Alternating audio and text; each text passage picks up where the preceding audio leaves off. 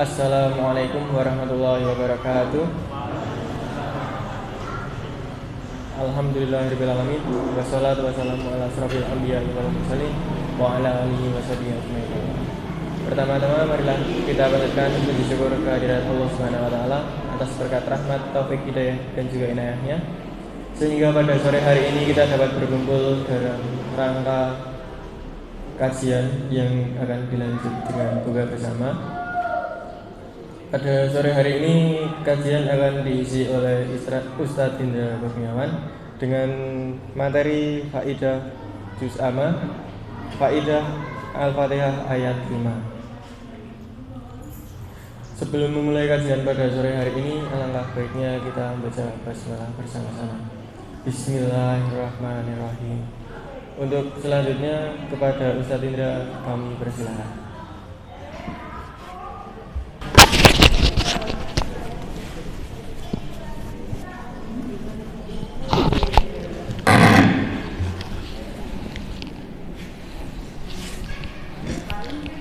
Assalamualaikum warahmatullahi wabarakatuh. Alhamdulillah hamdan katsiran thayyiban mubarakan fih kama yuhibbu rabbuna wa yarda. Asyhadu an la ilaha illallah wahdahu la syarikalah wa asyhadu anna Muhammadan abduhu wa rasuluhu la nabiyya ba'dah. Allahumma shalli wa sallim wa barik ala nabiyyina Muhammad wa ala alihi wa ashabihi wa man tabi'ahum bi ihsan ila yaumiddin, amma ba'du. Qala Allah Ta'ala fi kitabil karim, a'udzu billahi minasyaitonir rajim. Ya ayyuhalladzina amanu ittaqullaha haqqa tuqatih wa la tamutunna illa wa antum muslimun, amma ba'du. Jamaah sekalian, Bapak Ibu yang dirahmati Allah Subhanahu wa taala, puji syukur kita senantiasa panjatkan kehadirat Allah Subhanahu wa taala atas limpahan nikmat, limpahan karunia, lebih spesial lagi limpahan hidayah yang sampai hari ini kita masih, yakni dengan hidayah yang dimudahkan oleh Allah untuk beribadah kepadanya, menjalankan perintah-perintahnya, menjalankan semua larangannya. Salawat serta salam kita lematkan kepada baginda Nabi Muhammad sallallahu alaihi wasallam, keluarganya, para sahabatnya, dan orang-orang yang senantiasa mengikuti jejaknya hingga akhir zaman. Jamaah sekalian, Bapak Ibu yang dirahmati Allah Subhanahu wa taala, kita jumpa kembali di pekan pertama yang sudah menjadi kebiasaan, pekan keempat yang sudah menjadi kebiasaan kita. Pekan keempat khusus membahas tentang keutamaan faidah-faidah Al-Qur'an. Alhamdulillah kita sudah menyelesaikan 100 faidah surat Yusuf dan kita berpindah ke Juz Amma. Dan kita mulai surat Al-Fatihah karena surat Al-Fatihah rukun dalam salat. Dan kita di mukadimah dulu pernah disinggung bahwasannya satu ayat yang kita dalami, pelajari hikmahnya, pelajari faidahnya, satu ayat saja itu jauh lebih baik daripada seseorang yang punya ambisi menghatamkan Al-Quran tanpa pemaknaan, tanpa mendalami faidahnya. Semoga kita diistiqomahkan oleh Allah SWT untuk bersama Al-Quran, berta'amul dengan Al-Quran, sehingga kita memahami sedikit demi sedikit maksud dari Al-Quran. Karena yang Allah inginkan dari Al-Quran diturunkan kepada Nabi Muhammad kemudian disampaikan kepada umatnya adalah untuk dipahami dan diamalkan, tidak sekedar dibaca dan dihafal. Maka kata ulama di antara Ibnu Qayyim Al-Jauzi, tingkatan tertinggi seorang bersama Al-Quran adalah mentadaburinya. Karena dengan kita mentadaburinya, memahami isinya, memahami isi perintahnya, memahami isi larangannya, dan itulah sebaik-baik tingkatan seorang berta'amul dengan Al-Quran. Bapak Ibu jamaah sekalian rahmati Allah Subhanahu wa taala, kita lanjutkan. A'udzu billahi minasyaitonir rajim. Iyyaka na'budu wa iyyaka nasta'in. Hanya kepadamulah, hanya pada Engkaulah kami menyembah, dan hanya kepadamu lah kami minta pertolongan. Maka di sini iyyaka na'budu, yang di sini di dalam berkaitan dengan ibadah, penghambaan. Di situ terkumpul yang disebut bentuk peribadahan, yakni terkumpul antara kesempurnaan cinta, ketundukan dan rasa takut. Itulah ibadah. Yang seorang cinta kepada Allah, tunduk kepada Allah dan takut kepada Allah Subhanahu wa ta'ala. Dan pondasi dalam beribadah juga ada 3, yakni cinta, harap dan rasa takut. Jadi ketika ini terkumpul, ya, yang menjadi pengejawantahan, apa bahasa Jawanya? Jadi terkumpul di dalamnya 3 pokok ini, maksud dari seseorang beribadah kepada Allah Subhanahu wa ta'ala. Iyyaka, yakni la na'budu illa iyyaka. Kami tidak menyembah kecuali kepada Engkau, yakni Allah Subhanahu wa ta'ala. Wala natawakkalu illa alaika. Dan kami tidak bertawakal kecuali kepada Engkau, yakni Allah Subhanahu wa ta'ala. Dan ini adalah huwa kamalut ta'ah, yaitu kesempurnaannya taat, yakni seorang hamba taat kepada Allah Subhanahu wa ta'ala. Dia tujuan utamanya beribadah hanya kepada Allah saja, meminta, berdoa, istighosah dan semua jenis peribadatan hanya kepada Allah. Maka di sini la na'budu illa iyyaka, ini makna dari iyyaka na'budu, ya. Dan ini adalah kamalut ta'ah, kesempurnaan taat. Tidak boleh ditujukan kepada selain Allah, kepada bebatuan, kepada pohon-pohonan, dan hari ini masih ada kepada penunggu laut selatan, ya gitu. Dan ini masih ada kepada penunggu gunung. Tidak, kita meminta, ya, berdoa, istighosah hanya kepada Allah Subhanahu wa ta'ala. Maka siapa saja, ya, yang mengalihkan semua jenis peribadatan kepada selain Allah, maka dia terjerumus dalam kesyirikan. Maka di sini iyyaka na'budu wa iyyaka nasta'in, maka terkandung di dalamnya berlepas diri kepada semua jenis kesyirikan. Jadi Al-Fatihah kenapa dijadikan rukun dalam salat? Terkandung di dalamnya nilai-nilai tauhid. Maka kita harus paham apa isi dari Al-Fatihah. Ada orang yang fasih, hafal dengan bacaan yang bagus, tapi tidak tahu maksud isi kandungan dari Al-Fatihah. Sementara di Al-Fatihah ada kandungan yang luar biasa, ini kandungan tauhid. Lihat di sini, iyyaka na'budu wa iyyaka nasta'in. Ini adalah nilai tauhid. Yang di dalamnya adalah, ya, tabarru'un minasyirik.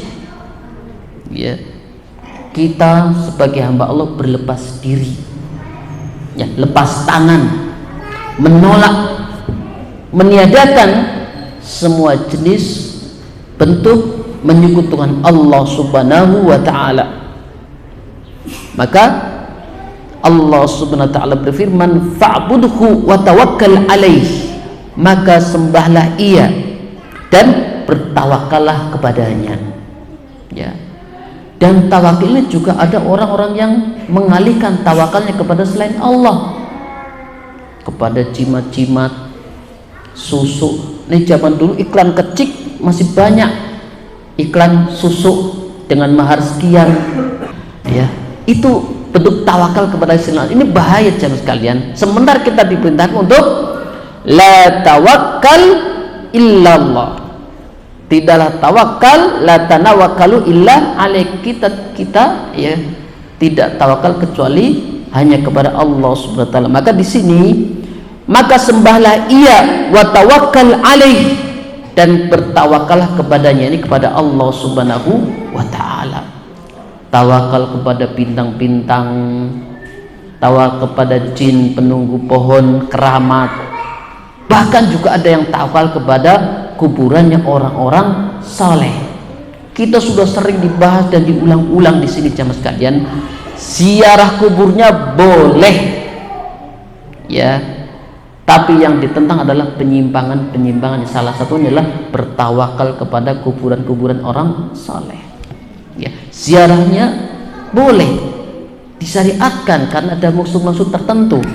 Yang ditentang adalah penyimpangannya. Maka di sini juga di dalam firman-Nya, fa'budhu wa tawakkal alaih.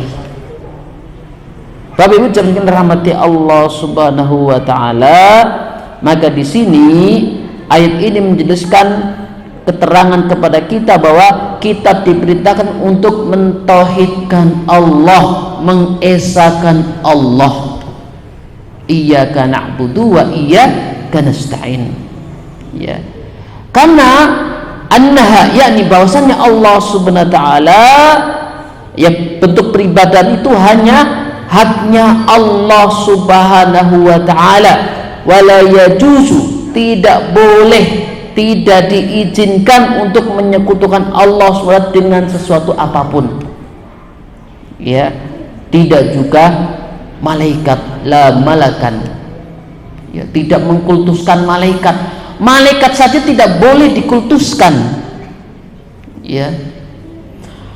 Wala nabiyan, tidak juga nabi, tidak boleh dikultus. Bahkan, ya, semalam saya baru baca hadis tentang berlebih-lebihan kepada orang soleh. Ada seorang sahabat datang kepada Nabi Muhammad redek karena baru pertama bertemu Rasulullah. Apa yang Rasulullah katakan? Biasa saja, saya bukan raja, saya manusia biasa yang makan gandum. Masya Allah. Rasul, lihat, Rasul tidak mau diperlakukan berlebih-lebihan. Lihat kata Rasulullah, saya manusia biasa, lahir dari seorang wanita, saya juga makan gandum, tidak usah berlebihan. Padahal sahabat berdek karena baru pertama kali bertemu Rasul. Nah, di sini ada orang yang luar biasa, ya, nunduk-nunduk, ya, jongkok-jongkok, padahal bertemu manusia. Ini Rasulullah, ya, yang seandainya jika dibolehkan layak Rasul khataman nabiyyin, tapi ketika ada orang ketemu Rasul tidak mau dilebih-lebihkan perlakuannya. Ya, nah di sini mungkin sampai nunduk-nunduk, ngesot-ngesot. Ya, bahkan ada orang mau ke makan sambil ngesot-ngesot. Nabi saya tidak mau, Nabi Muhammad, lihat, wala nabiyan, juga tidak para rasul. Nah, sini orang mau ke kuburan keramat, ke pohon-pohon dadak ngesot-ngesot, paling kuburan, padahal pohon keramat. Paling zaman Rasulullah, Khalid bin Walid pernah diperintahkan untuk menebas sebuah pohon yang dikeramatkan. Sampai kabar kepada Rasulullah ada sebuah pohon yang di situ orang banyak ngalap berkah, diminta untuk ditebang. Nih zaman sekarang gak ada yang berani, ya, gak ada yang berani nebang pohon keramat, katanya nanti kualat, gak bisa ditebang. Padahal bisa saja, ya, bisa saja. Cuman karena sudah kental keyakinannya karena keramat nanti kualat, nanti penunggunya ngamuk, padahal biasa saja. Ya. Maka di sini dakwah ini yang menjadi pokok utama, tujuan utama para rasul, ya, jami'ir rasul, ya, ila hadzal haq, kepada kebenarannya, kebenaran tauhid. Walaqad ba'atsna fi kulli ummatin rasula, dan sungguh kami utus para rasul di setiap umat, ani'budullah wajtanibut tauhid, agar menyembah Allah dan menjauhi tauhid. Dan ayat ini sudah berulang-ulang di pekan pertama di bab tauhid. Jadi para rasul, para nabi terdahulu yang menjadi fokus utama dalam berdakwah adalah dakwah tauhid, karena ini pondasi, ya. Nabi Muhammad juga demikian, tidak lebih dahulu mengajarkan sholat, belum, tidak lebih dahulu mengajarkan puasa, belum, karena yang ingin lakukan adalah membangun pondasi kepada para sahabat Rasulullah SAW. Karena kalau sudah pondasinya kuat, imannya kuat, akidahnya kokoh, diajak apapun mau, karena pondasinya sudah kuat. Ini alasan para nabi yang pertama kali dakwah adalah dakwah hanya kepada Allah Subhanahu wa ta'ala. Wa'budullaha wa la tusyriku bihi syai'an, dan sembahlah Allah dan janganlah sekutukannya dengan suatu apapun. Maka ibadah tujuannya adalah hak Allah, milik Allah Subhanahu wa taala di semua jenis ibadah, ya, baik ucapan, ya, perbuatan, harta, keyakinan. Fala yajuzu, maka tidak boleh dialihkan kepada selain Allah Subhanahu wa taala. Semua jenis ibadah, ya, wajib semua jenis ibadah, doa, ya, sedekah, ya, berupa harta, doa berupa lisan, salat berupa badan, haji harta juga untuk Allah Subhanahu wa taala. Maka siapa saja yang faham Al-Fatihah, faidah maksud Al-Fatihah, sudah barang tentu tauhidnya bagus. Siapa yang hafal Al-Fatihah tapi faktanya, kenyataannya di lapangannya menyekutukan Allah, berarti dia belum paham Al-Fatihah. Di mana? Iyyaka na'budu wa iyyaka nasta'in. Maka di sini Bapak Ibu yang dirahmati Allah Subhanahu wa taala, dan diterima ibadah yang pertama, qabulul ibadah al-ikhlasu lillah bitauhid, ya, memurnikan ibadah untuk Allah, ikhlas karena Allah dengan mentauhidkannya. Ini syarat diterimanya ibadah. Yang kedua, syurutus tsani al-mutaba'atu li Rasulillah, mengikuti petunjuk Rasulullah sallallahu alaihi wasallam, akidah maupun amaliyah, dalam hal tata cara ibadah maupun dalam hal keyakinan, ya, pemahaman dalam masalah-masalah tauhid. Maka Allah Subhanahu wa taala berfirman, laqad kana lakum fi rasulillahi uswatun hasanah, sungguh ada pada diri Rasulullah suri toladan, contoh dalam hal beribadah, tata cara wudu, tata cara sholat, tata cara puasa, adab-adab berumah tangga, adab-adab bertetangga, bermasyarakat, sampai bernegara. Rasulullah jadikan kita teladan, ya, khusus dalam ibadah seperti sholat, zakat. Kita betul-betul harus mengikuti petunjuk Rasulullah Sallallahu Alaihi Wasallam. Dan kita jemaah sekalian yang dirahmati Allah Subhanahu wa taala, Rasul sudah contohkan semuanya lengkap, komplit, sempurna, paripurna. Masalah agama, masalah bermasyarakat, banyak sekali sunnah-sunnah yang terkadang belum sempat kita amalkan, jemaah sekalian. Terkadang terlewat tata cara memakai sendal, terlewat tata cara memakai baju, terlewat tata cara bertetangga. Tapi ada orang kok malah nambah-nambahin, bahkan yang nyusahin juga ada. Yang secara hukum asal Islam itu mudah, kok cari tata cara ibadah yang angel-angel yang susah-susah, ya. Yuridu bikumul yusra wala yuridu bikumul yusra. Bahkan Rasulullah menyampaikan, barang siapa yang mempersulit dalam hal agama, maka dia akan kalah. Karena sejatinya Islam itu mudah, gampang diamalkan. Nah, kita disampaikan di sini kisah ada orang yang kena hukuman karena siang hari berjima dengan istrinya. Siang hari, ya, orang sudah tua tapi istrinya muda, ya. Masya Allah, ya, siang hari bledos. Nah, lapor kepada Rasulullah, diperintahkan untuk memerdekakan budak. Ya Allah, ya Rasulullah, saya tidak punya uang sebanyak itu untuk memerdekakan budak. Ya udah, kalau begitu puasa 2 bulan berturut-turut. Ya Rasulullah, nggak tangguh, saya sudah tua. Jadi level pertama nggak bisa diturunkan, level kedua nggak bisa juga. Ya sudah, kalau begitu bayar fidyah, ya, 60 fakir miskin. Ya Allah, ya Rasulullah, saya nggak punya untuk bayar fidyah. Akhirnya Pak, Rasulullah beli satu wadah kurma untuk bayar fidyah, berikan kepada fakir miskin. Ya Rasulullah, saya orang paling miskin di kampung saya. Lihat, ini bukti rahmatnya ya Islam, kasih yang Rasulullah SAW. Ini menunjuk bahwa Islam itu mudah. Tapi kok ada orang kok beragama diengel-ngel ya. Maka ketika seorang beribadah mengikuti petunjuk Rasulullah mudah, gampang nih, istilah Prambanan gamping ya, gampang nih istilahnya ya. Kok ada yang nyari yang susah nih istilah Indonesia. Kalau yang susah ada, ngapain yang mudah? Konoha ya.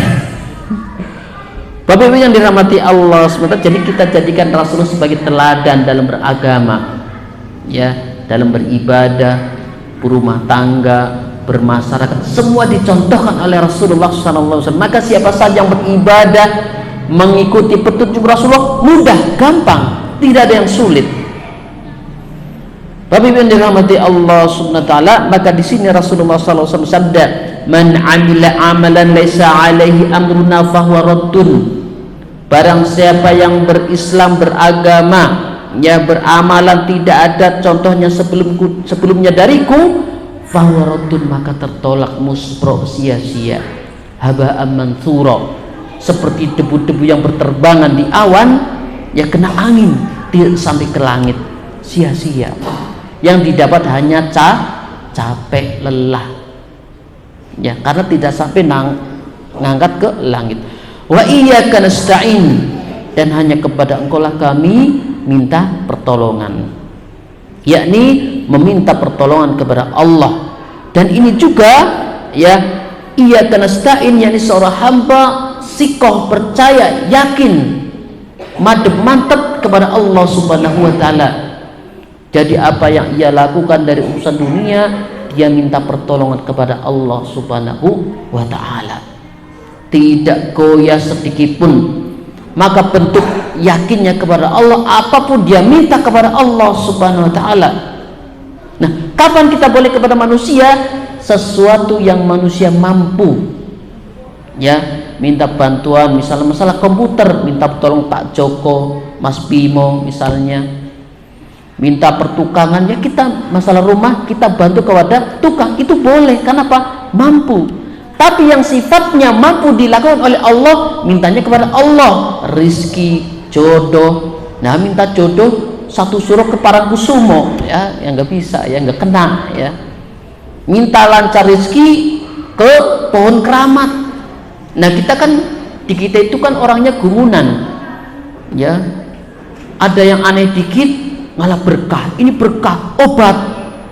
Jauh dulu kita pernah membahas tentang sebab akibat. Kita boleh meyakini sesuatu bermanfaat, minimal ada salah satu dari ini ya, biar kita hafal. Pertama, sesuatu itu berkhasiat, ada keterangan dari Rasulullah, seperti madu, susu, zaitun ya, habatus sauda. Kemudian juga sudah diteliti oleh pakar kedokteran, farmasi, tim ahli, bahwa ini bermanfaat. Contohnya obat-obatan ya, karena apa? Hasil para ahli ya, itu jemaah sekalian. Jadi yang pertama ada keterangan dari Rasulullah tentang khasiatnya, yang kedua keterangan dari tim ahli kedokteran, ahli gizi, farmasi dan sebagainya, baru boleh. Selain itu tidak boleh. Ujuk-ujuk ada air mancur di ujung masjid, langsung rame-rame, air berkah, bermanfaat, obat segala penyakit, langsung pasang garis kuning, ada tiketnya, Masya Allah. Maka belajar akidah agar masuk di akal. Maka di sini juga sama, iyyaka nasta'in, hanya kepada engkau lah kami minta pertolongan, yakni kita hanya minta pertolongan kepada Allah SWT. Terlebih lagi kekuatan dalam ibadah. Kalau kita bukan karena naungan Allah, pertolongan Allah, kita tidak akan sanggup beribadah kepada Allah Subhanahu wa ta'ala ya. Bapak Ibu jemaah rahmati Allah Subhanahu wa ta'ala. Nah di sini ya, semua jenis penghambaan kepada Allah, beribadah kepada Allah, beribadah meminta Allah, meminta tolong kepada Allah, karena itu secara luas. Maka definisi ibadah adalah ismun jami'un likulli ma yuhibbullah ta'ala, segala nama ya, yang terkumpul, ya, semuanya mendatangkan cinta Allah SWT dan ridhonya, wardahu minal aqwal, dari ucapan, zikir kita, doa kita, minta tolong kita, itu kan dari lisan kita, ucapan kita, wal af'al, perbuatan, ya, dan apa namanya, semua keyakinan itu adalah ibadah, ya. Jadi segala sesuatu yang mendatangkan ridho Allah, cinta dan ridho Allah, baik ucapan dan perbuatan, lahir dan batin, ya, maka itu adalah ibadah. Dan ibadah itu bentuk ketundukan, ya, al-khudu', perendahan diri kepada Allah Subhanahu wa taala. Jadi ada dua. Ketika seorang beribadah harus muncul dua hal yang penting: ketundukan yang sempurna dan kecintaan yang sempurna. Orang yang cinta tapi tidak ada tunduk, maka tidak dikatakan ibadah. Atau sebaliknya, orang yang tunduk tidak ada cinta, tidak dikatakan ibadah. Maka dua hal sejalan. Maka ketika dua hal ini diberikan kepada selain Allah, haram, ya. Cinta nemen banget kepada orang soleh disertai ketundukan, tidak boleh. Maka ketika apa yang dikatakan ikuti padahal menyimpang, tidak boleh. Maka dua hal ini, cinta dan ketundukan yang sempurna, hanya diberikan kepada Allah Subhanahu wa ta'ala. Bapak Ibu yang dirahmati Allah Subhanahu wa ta'ala, maka seorang tidak boleh minta tolong kepada selain Allah Subhanahu wa ta'ala. Dan karena apa? Minta tolong hanya kepada Allah, bentuk sikohnya seorang hamba kepada Allah Subhanahu wa ta'ala, bentuk kepercayaannya seorang hamba kepada Allah Subhanahu wa ta'ala.